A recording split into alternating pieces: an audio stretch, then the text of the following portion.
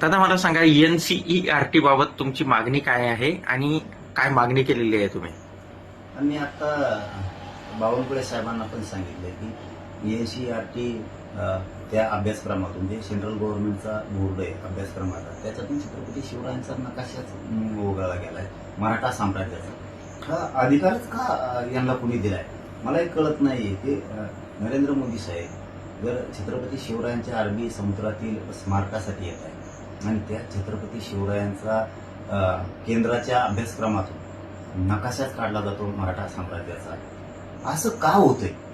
राज्यातले मुख्यमंत्री साहेब का अशा टायमाला तुम्ही का झोपा काढता का? अशा टायमाला तुम्ही का असं वागताय की तुमचंच साम्राज्य, तुमच्याच राज्याचं साम्राज्य, हिंदू धर्माचा एवढा मोठा भगवा ध्वज देशाच्या पलीकडे फडकवला गेला आणि केंद्राच्या शिक्षण विभागानं केंद्राच्या बोर्डानं ही काढूनच टाकावं नकाशाच. किती शोकांतिक आहे. आणि हिंदुत्वाचं सरकार मग असंच होणार आहे का? हिंदुत्वाच्या सरकारच्या काळात असंच होणार आहे का?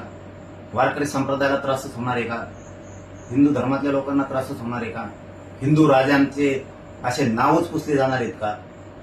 म्हणजे हिंदू सरकार म्हणजे का असं इथून पुढे धरून चालायचे का लोकांनी? आता हिंदूचं सरकार असून हिंदूच्या राजाचं अस्तित्व मिटवलं जाणार आहे, छत्रपतींचं अस्तित्व मिटवलं जाणार आहे. ही आता खुणगाट पक्की करायची काय लोकांनी? भाजपला असं वागायचंय का आता? राजा महाराजांशी पण महापुरुषांची पण हीच वागायची पद्धत इथून पुढे ते जर सुरू करणार असले तर पुढच्या काळात जनता यांच्यापासून बाजू सरकून यांना सत्तेवर खाली खेचल्याशिवाय राहणार नाही. म्हणून राज्य सरकारनं देवेंद्र फडणवीस साहेबांना आणि पंतप्रधानांनी तो नकाशा मराठा साम्राज्याचा पुन्हा केंद्राच्या शिक्षण बोर्डाला घेऊन सांगून पूर्ववत करावा ही आमची त्यांच्याकडे मागणी. नसता येणाऱ्या काळात मराठा समाज आणि हिंदू सगळे शिवभक्त बाजूला सरकारपासून जाणार आहेत हे नक्की.